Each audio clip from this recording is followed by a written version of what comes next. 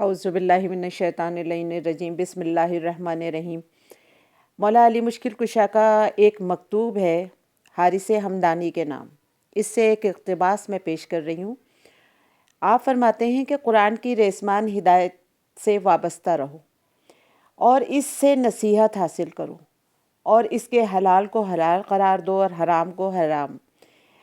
حق کی گزشتہ باتوں کی تصدیق کرو، دنیا کے ماضی سے اس کے مستقبل کے لیے عبرت حاصل کرو کہ اس کا ایک حصہ دوسرے سے مشابہت رکھتا ہے اور آخر اول سے ملحق ہونے والا ہے اور سب کا سب زائل ہونے والا اور جدا ہو جانے والا ہے۔ نام خدا کو اس قدر عظیم قرار دو کہ سوائے حق کے کسی موقع پر استعمال نہ کرو۔ موت اور اس کے بعد کے حالات کو برابر یاد کرتے رہو اور اس کی آرزو اس وقت تک نہ کرو جب تک مستحکم اسباب نہ فراہم ہو جائے۔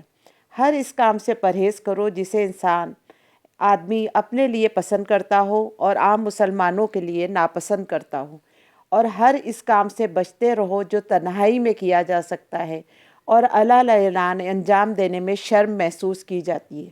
اسی طرح ہر اس کام سے پرہیز کرو جس کے کرنے والے سے پوچھ لیا جائے تو یا انکار کر دے یا معذرت کرے۔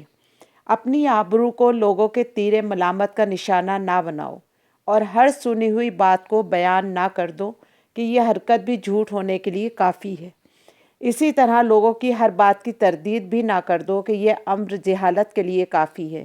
غصے کو ضبط کرو، طاقت رکھنے کے بعد لوگوں کو معاف کرو، غضب میں حلم کا مظاہرہ کرو، اقتدار پا کر درگزر کرو تاکہ انجام کار تمہارے لیے رہے۔ اللہ نے جو نعمتیں دی ہیں انہیں درست رکھنے کی کوشش کرو اور اس کی کسی نعمت کو برباد نہ کرنا، بلکہ ان نعمتوں کے آثار تمہاری زندگی میں واضح طور پر نظر آئیں۔